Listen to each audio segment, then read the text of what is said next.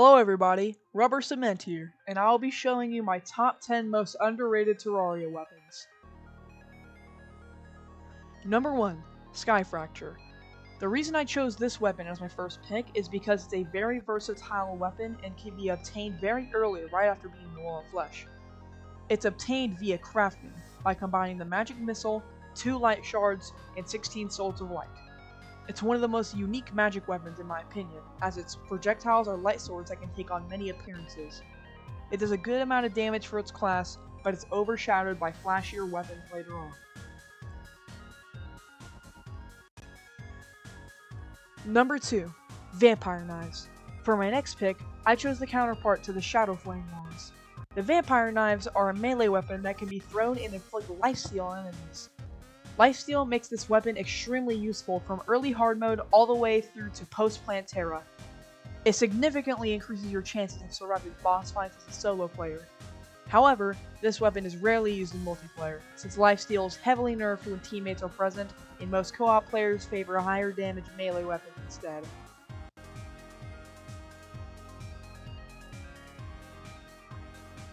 Number 3. Dart Rifle. The third pick on this list is the Dart Rifle. This weapon is a ranged weapon that uses various types of darts as ammunition. It's very similar to the musket, but is only attainable in hard mode by defeating corrupt mimics.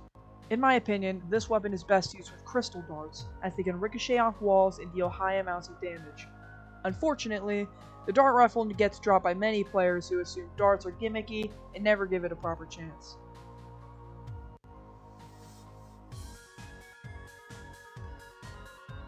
Number 4. Chain Guillotines. For the fourth pick, I chose Chain Guillotines, as they have high speed attacks, solid damage, strong armor penetration, and good range for a melee class. Chain Guillotines are 2 chains that are thrown simultaneously and will pierce the enemy. The only way to obtain them is by defeating corrupt mimics, although many players overlook this weapon because some find farming corrupt mimics too tedious, often opting for easier weapons to find.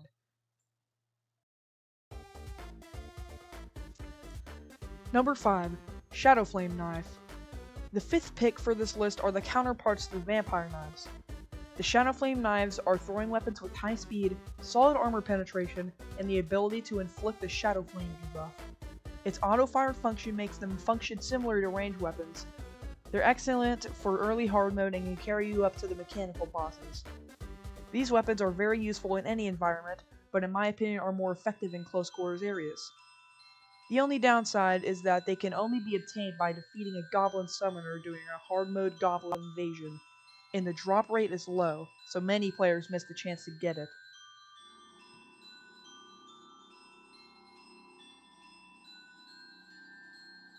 Number 6. Flower Pow. The sixth weapon on the list is the Flower Pow. This weapon is a yo-yo type weapon. Unsurprisingly, it's a post-plant Terra weapon that releases damaging flower petals.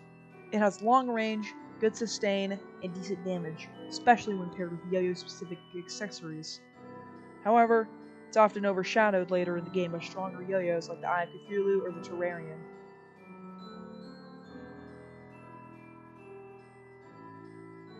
Number 7. Crystal Vial Shard.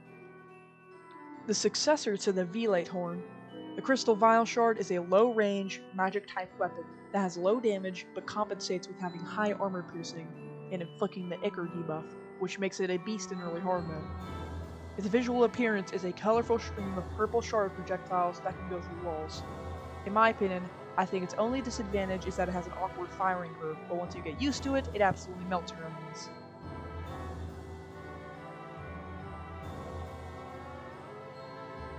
Number 8. Brand of the Inferno. The 8th weapon on this list is a defensive type melee weapon, the Brand of the Inferno. This weapon can be obtained after defeating the Ogre mini-boss. In my opinion, I think it is one of the better hard mode melee weapons, as it inflicts high amount of damage, versus enemies with the Hellfire debuff, and grants the player the Striking Moment buff. It can be used in a very effective combination with weapons like the Meowmere, as the Striking Moment buff grants 400 extra damage on your next attack with any weapon. Some players overlook the pairing mechanic entirely and think it's just another mediocre sword.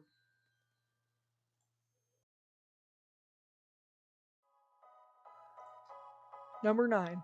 Nimbus Rod. The only summoning item on this list, the Nimbus Rod, is a very slept-on item, as it allows you to summon rain clouds that do continuous damage to enemies, so it's very useful for multi-phase boss fights, invasions, and events. It is similar to a Sentry, its fire and forget nature, low cost, long duration, and relatively high damage over time, make it an ideal weapon to have during fights. However, some players dismiss this item or believe it as being a novelty weapon, as it doesn't look very cool appearance-wise. Number 10. Sky Dragon's Fury. Lastly, we have the Sky Dragon's Fury. This weapon is a hard mode melee weapon dropped by Bessie during the Old One's Army event. When attacking, it spins in a 360 radius around the player, leaving behind an energy trail. Any enemy that comes into contact with the stack that spins will take damage and get knocked back. However, when right-clicking, it begins to swing in front of the player's subtlety, randomly shooting 3 projectiles which, after traveling a certain distance or coming into contact with any solid block or enemy, burst into damaging rings of electricity. However, this weapon is often passed over in favor of the Xenopopper or laser machine gun. Thanks for watching, like and subscribe for more Terraria content.